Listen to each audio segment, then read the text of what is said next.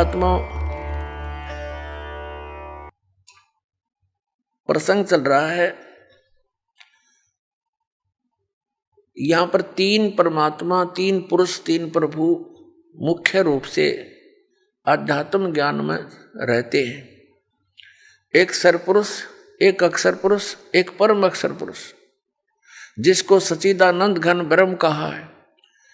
श्रीमद् भगवद गीता अध्याय नंबर 15 के श्लोक नंबर 16 और 17 में तीन पुरुषों की जानकारी भिन्न भिन्न है। इससे पहले थोड़ा सा और संशय निवारण करेंगे और थोड़ा सा प्रमाण जानेंगे। श्रीमद् भगवद गीता अध्याय नंबर 7 के श्लोक नंबर 29 में गीता ज्ञान दाता ने कहा है कि जो व्यक्ति उस तत्ब्रह्म से परिचित है और सारे अध्यात्म ज्ञान से परिचित है, सभी कर्मों से परिचित है, वो केवल जरा और मरण से छूटने के लिए ही प्रयत्न करता है, संसार की और किसी भी वस्तु की इच्छा नहीं रखता।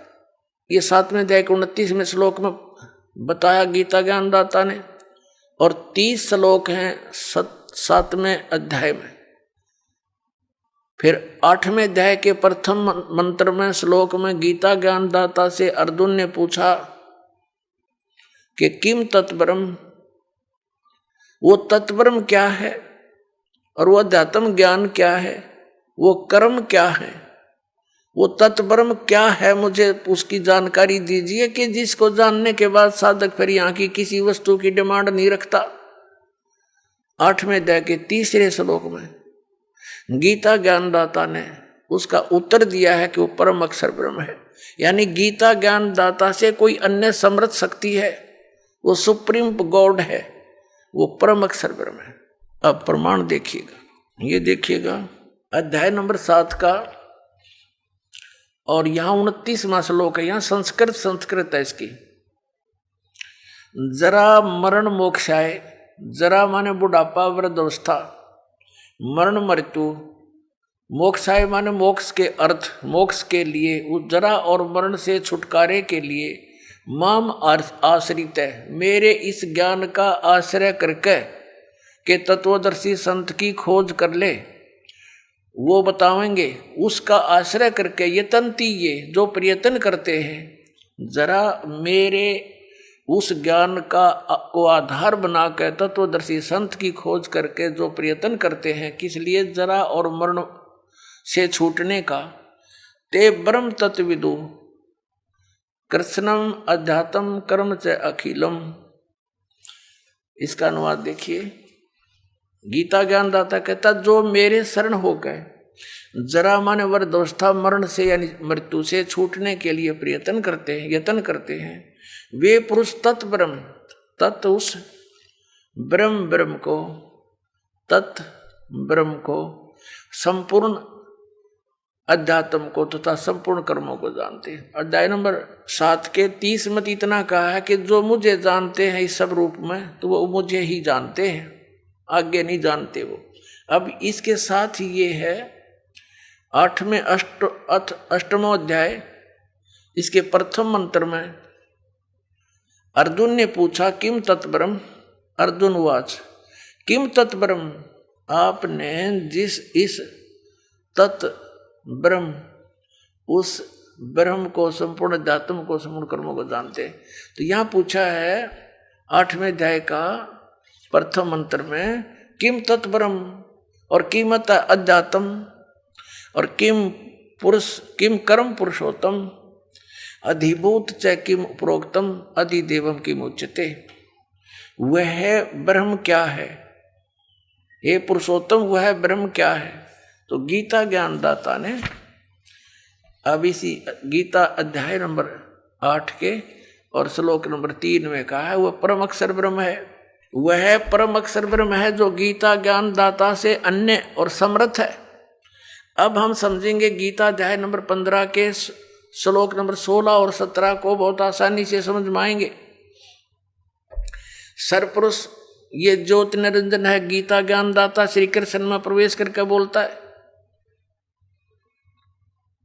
और अक्षर पुरुष है ये 7 शंख ब्रह्मांड का स्वामी, जो संसार रूपी वृक्ष का तना जानो।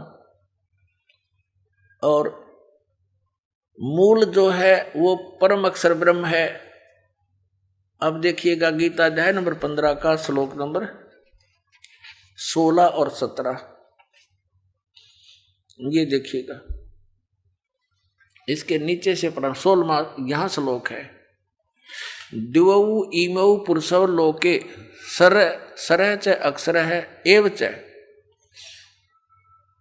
इस लोक में दिवौ माने 2, पुरुषो माने परमात्मा, वेल नोन है। कौन? सर पुरुष कहो अक्षर पुरुष को। इस पुरुष को हम यहां 2 जगह लगा सकते हैं, सर पुरुष और अक्षर पुरुष।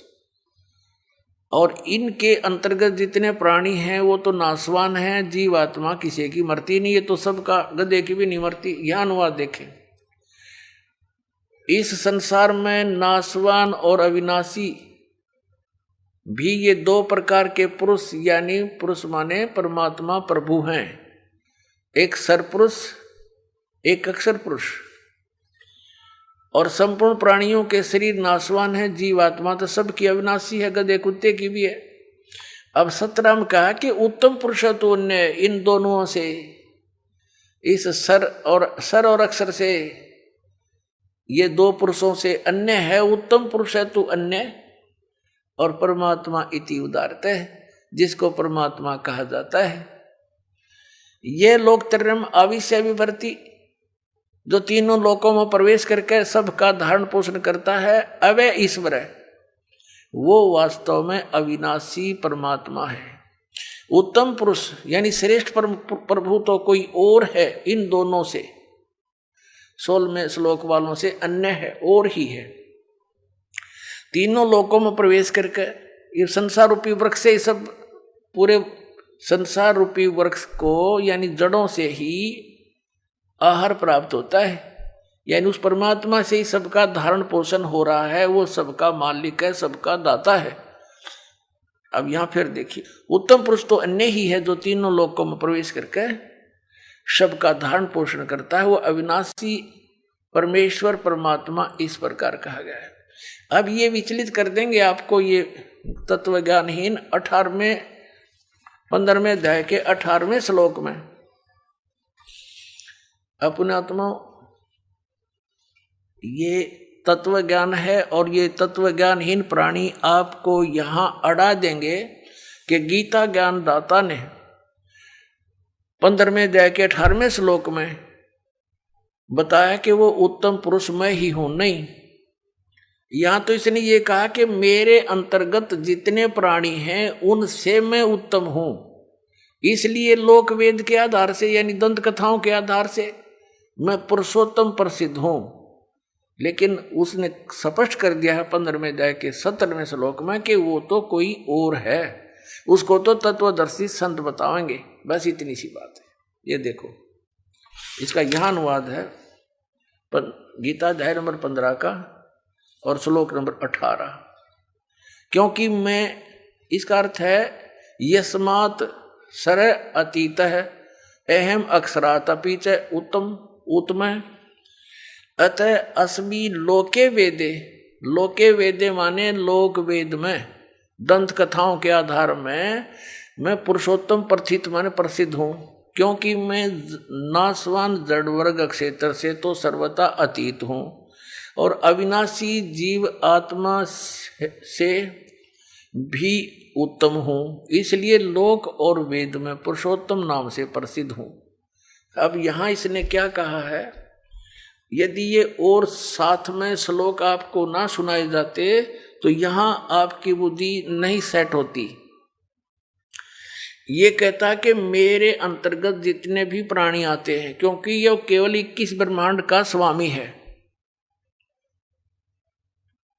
और इसको सरपुरुष भी कहते हैं। तो ये कहता मेरे अंतर्गत जितने प्राणी हैं वो चाहे तो नाशवान जड़ वर्ग है और चाहे अविनाशी जीवात्माएं हैं, उनसे मैं उत्तम हूँ, श्रेष्ठ हूँ। इसलिए इस दंत कथा के आधार से, लोक वेद के आधार से मैं पुरुषोत्तम प्रसिद्ध हो रहा हूँ। वास्तव में पुरुषोत्तम तो उसने बता दिया कोई और ही है।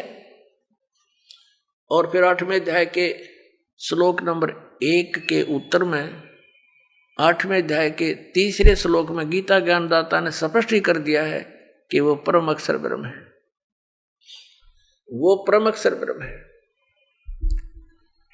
अपने आत्माओं श्रीमद् भगवत गीता अध्याय नंबर 8 के श्लोक नंबर 5 और 7 में गीता ज्ञानदाता अपने विषय में कहता है कि अर्जुन तू सब भाव में सब समय में मेरा स्मरण कर, मुझ में भाव वाला बन और युद्ध भी कर, मुझे ही प्राप्त होगा। अब जहां आशा तब आशा होई, मन कर्म वचन सुमरियो सोई। अब 8वें अध्याय के 8, 9, 10 में गीता ज्ञानदाता इन 3 श्लोकों में अपने से अन्य उस परम अक्षर ब्रह्म की शरण में जाने को कह रहा है कि उसकी भक्ति करेगा तो उसको प्राप्त होगा। और अपने विषय में दूसरे अध्याय के 12वें श्लोक में, चौथे अध्याय के 5 और 9 श्लोक में, 10वें अध्याय के दूसरे श्लोक में गीता ज्ञानदाता कहता है अर्जुन तेरे और मेरे बहुत जन्म हो चुके, तू नहीं जानता, मैं जानता। इससे सिद्ध हो गया कि गीता ज्ञानदाता भी नाशवान है और नाशवान की भक्ति करने से स्थायी मोक्ष हो नहीं सकता, जन्म मृत्यु का रोग नहीं कट सकता। अब आपको फिर दिखाते हैं श्रीमद् भगवत गीता, यही वो गीता जी है। अब हम आपको दिखाते हैं पहले गीता जी अध्याय नंबर 8 का श्लोक नंबर 13। इसमें कहा, गीता ज्ञानदाता कहता ओम इति एकाक्षरम ब्रह्म विवहारण माम अनुसमरण ये प्रयाति तजंदेहम स याति परमाम गतिम।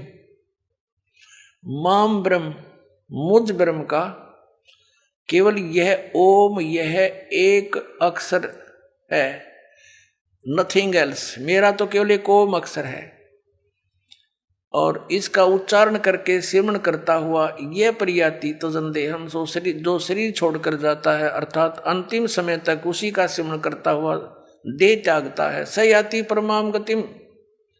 वह इस ओम अक्षर के जाप से मिलने वाली परम गति, वह है इस ओम जाप से मिलने वाली परम गति को प्राप्त होता है। सब प्राणियों के, ये तो वैसे यहां से शुरू होता है, इसका अनुवाद 12 और 13 का इकट्ठा कर रखा है इन्होंने। जो पुरुष ओम ओम इस एक अक्षर रूप ब्रह्म को, इन अनुवाद गलत करने का ठेका ले रखा था। इस एक अक्षर नहीं, एक अक्षर मुझ ब्रह्म का एक अक्षर सुमन करता हुआ मुझ निर्गुण ब्रह्म का चिंतन करता हुआ शरीर त्याग कर जाता है, वह पुरुष परम गति को प्राप्त होता है। अब ये यहां क्या कहना चाह रहा गीता ज्ञानदाता कि मेरा तो एक ओम अक्षर है और जो इसका सिमरण करता हुआ शरीर छोड़कर जाएगा, इस ओम से मिलने वाली परम गति वो क्या है, वो ब्रह्मलोक है। और ब्रह्मलोक में गए हुए प्राणी भी पुनरावृत्ति में है। गीता जी अध्याय नंबर 8 के श्लोक नंबर 16 में स्पष्ट किया, देखिएगा ये 16वां श्लोक है। ये हे अर्जुन, ब्रह्मलोक पर्यंत सब लोग पुनरावृत्ति में है, पुनरावृत्ति है। अब इस सटार को इन्होंने यहां देकर कंसेप्ट क्लियर किया है, अर्थात जिनको प्राप्त होकर पीछे संसार में आना पड़े ऐसे, इसलिए पुनरावृत्ति कहा है। यानी ब्रह्मलोक में गए हुए प्राणी भी फिर लौटकर आते हैं। अब यहां थोड़ा सा और दिखाएंगे। पुण्यात्माओं, हम पेट के लिए, निर्वाह के लिए 15-16 वर्ष पढ़ते हैं और क्या मिलता है, 2 टूक। और जब भगवान प्रसन्न हो गया तो सब कुछ देगा आपको। इस आत्म कल्याण के चैप्टर को हमने क्लोज करके इधर रखा है और कोई स्टार्ट करता है तो ये अज्ञानी बैठे जगह जगह ठग, इनको कख पता नहीं, मूर्ख बना रखा पूरे विश्व को। तो दास चाहता है कि आप स्वयं समझें, तब हमारी जड़ता हटेगी और तब हम इनसे दूर हटेंगे। नकलियों से इन्होंने बैठा दिया, हमारे दादे और परदादों का सारे भूत बनवा दिए, कोई गधे कुत्ते की योनि में गए, काल के मुंह में डाल दिए। तो इस तत्व ज्ञान को आप स्वयं समझो और फिर देखना। कोई बात है यार, सदग्रंथ हमारे पास है, हम एजुकेटेड हैं, उनका कुछ से सींग लाग रहे थे जो इन पढ़ा करते गलत बताया करते, हमें हम उनको विद्वान माने बैठे थे।